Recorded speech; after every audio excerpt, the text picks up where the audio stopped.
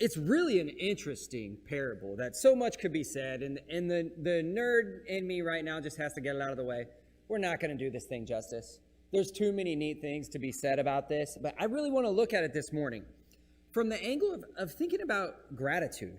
There's a lot in this parable that could be said about gratitude or the lack thereof.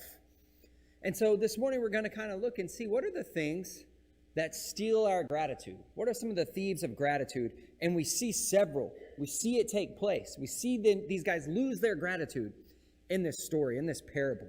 And so in this parable, there's this landowner who goes early in the morning to get workers. And this is really something similar that you see today.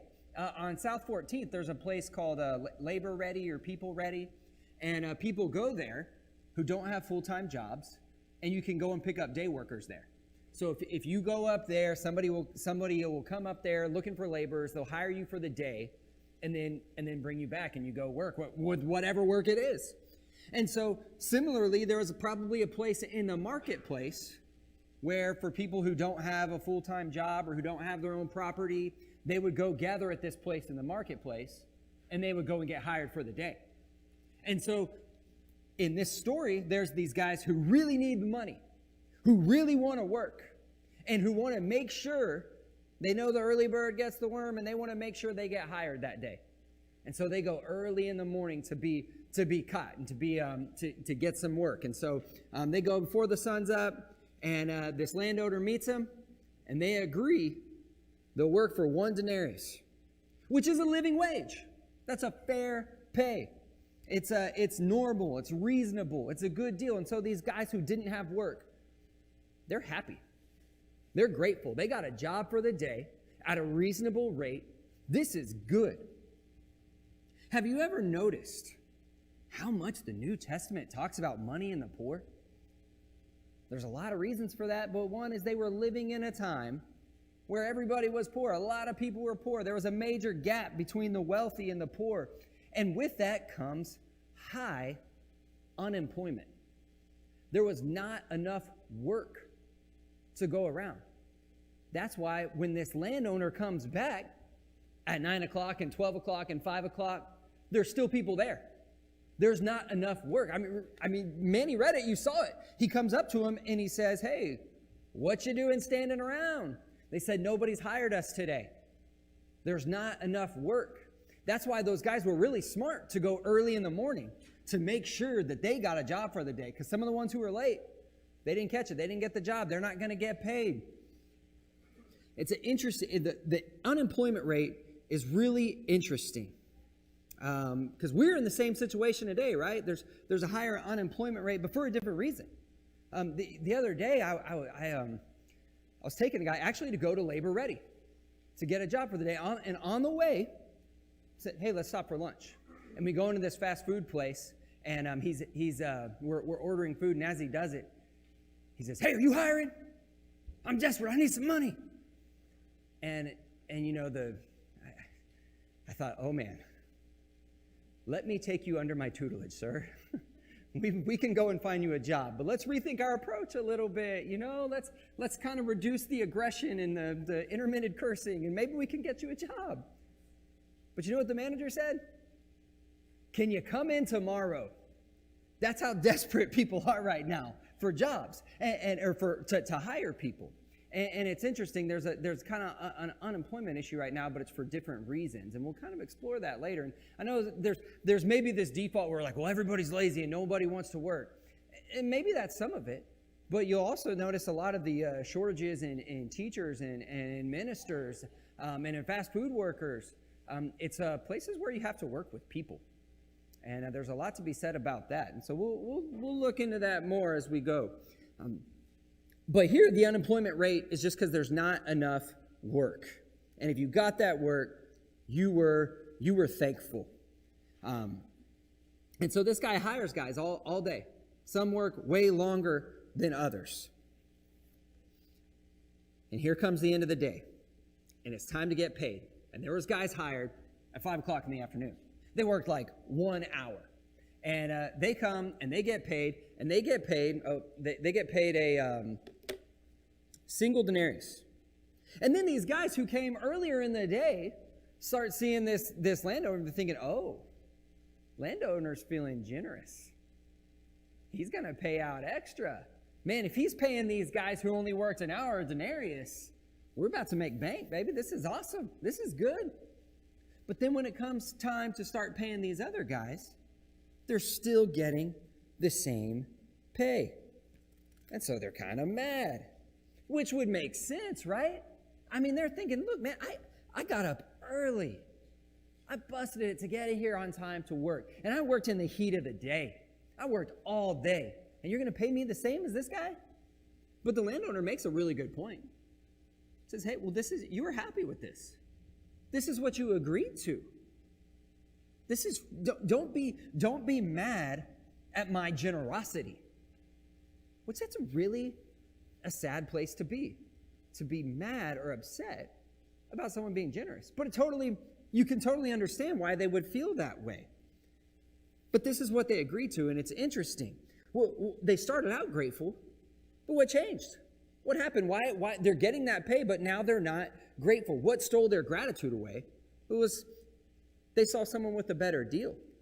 They saw someone get more. And so comparison is a thief of gratitude.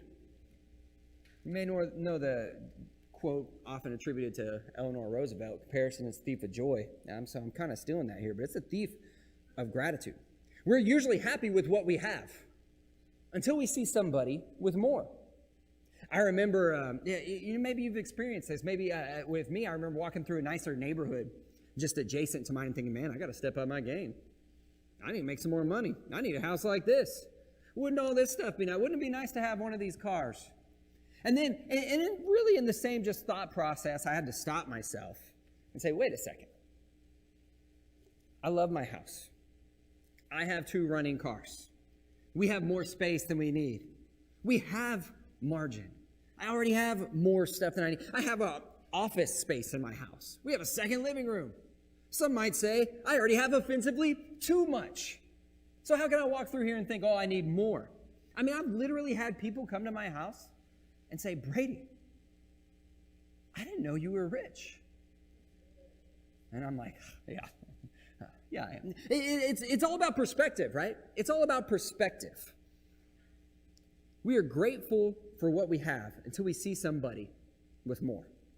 And when that happens, it shifts our thinking. It moves us from gratitude for what we do have to resentment about what we don't. It shifts us to seeing the cup as half empty rather than what it really is, which is overflowing. So gratitude means I have enough. It doesn't matter what others have. If others have more, great. But I have plenty. Like Paul said, I'm content in any circumstance. My cup runs over, and I'm going to steward what I have well and not worry about what others have. But look, it's human to want more, right? There's something in us. It's almost human to be discontent. So this is really a hard one to work on, because I get why these laborers are upset.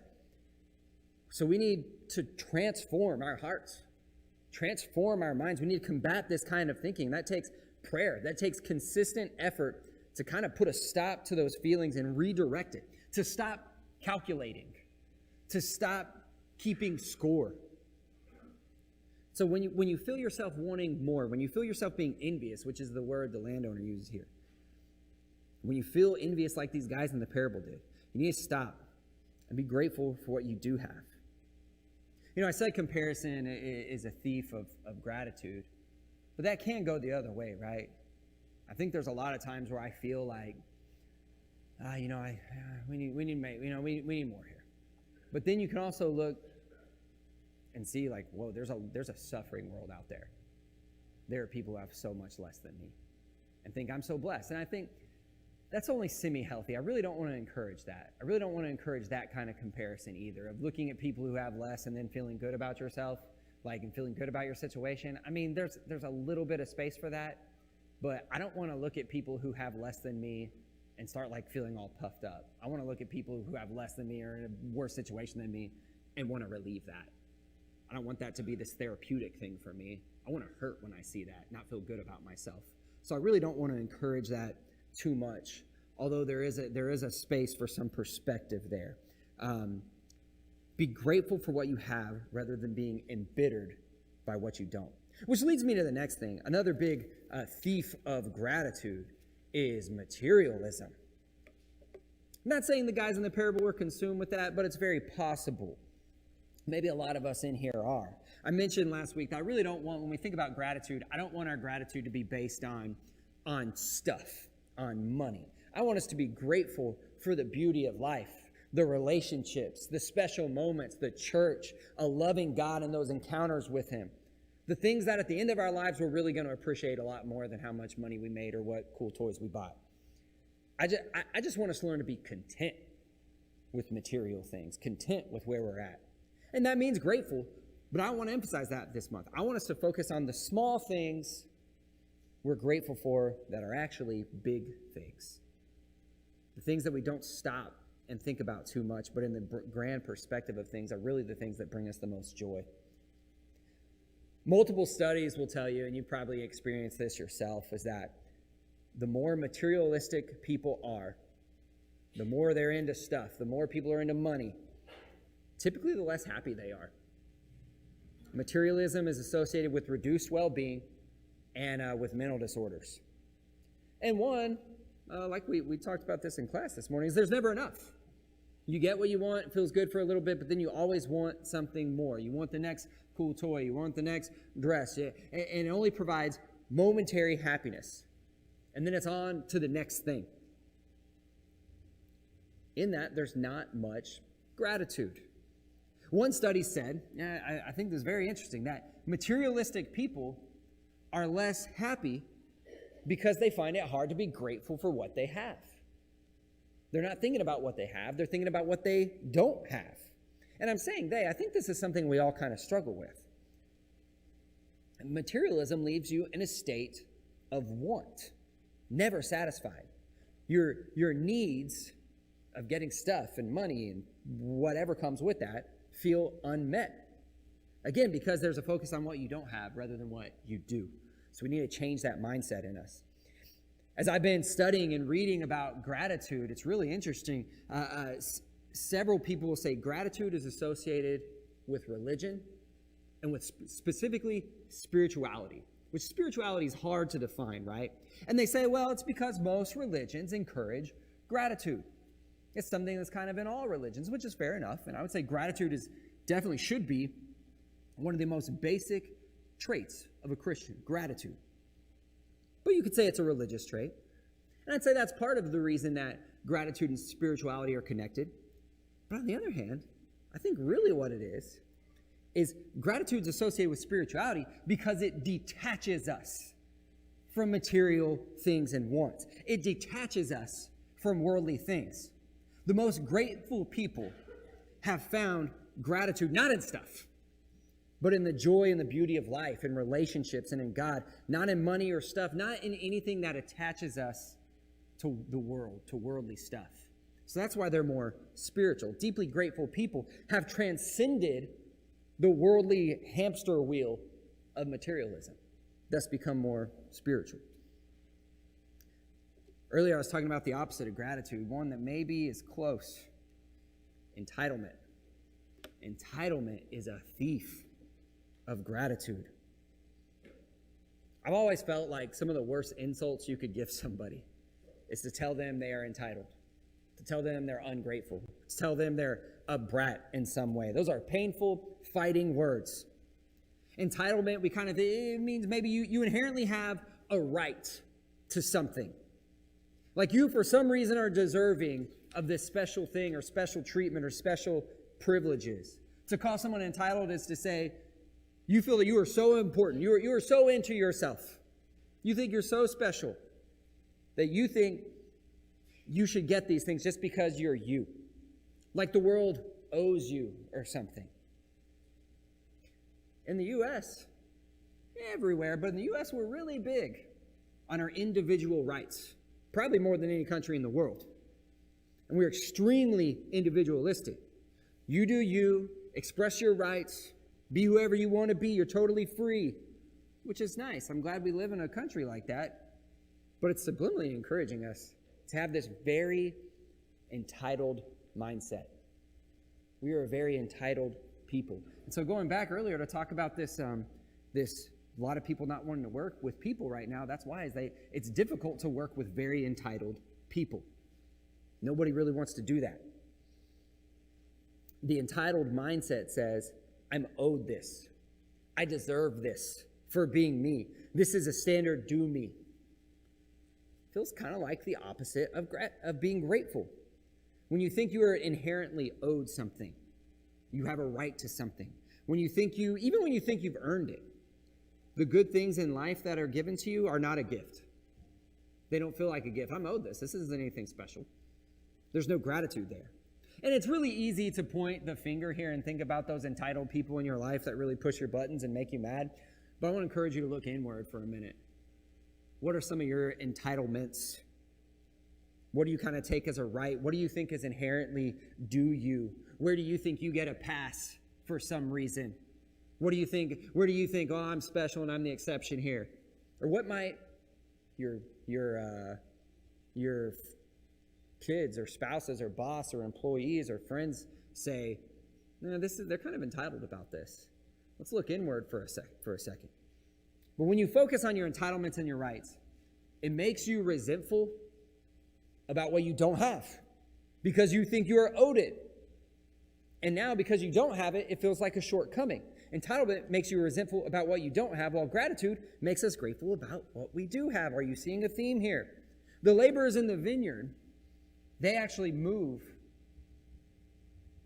from gratitude to entitlement. They're grateful at first. They got a job, they got pay, they got what they wanted. They were owed that one denarius. They were good with that. But when they see someone with more, they felt entitled to more. Well, that guy got this, so I definitely deserve more. I should get more. And that entitlement led to envy, and it led to resentment.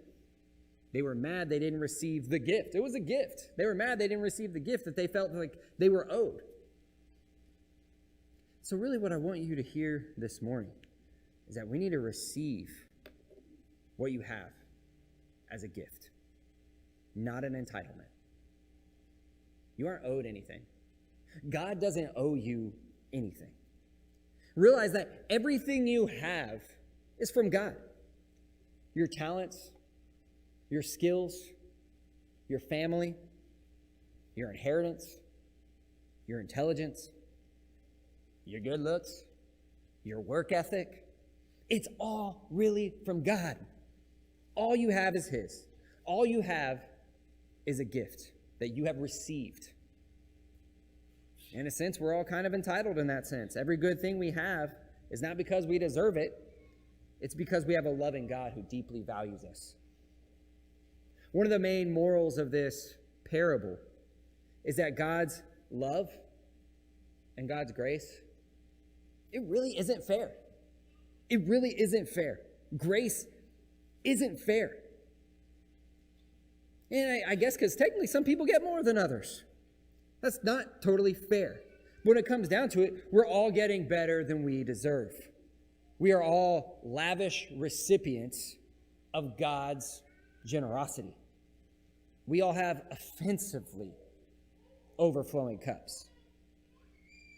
If you're here this morning and you want to receive God's gift of salvation, a gift of salvation, not a claim. You're not making claims on anything. It's a gift. If you want to put on Christ in baptism, or if you have any other need, we want to invite you to come now as together we stand and sing.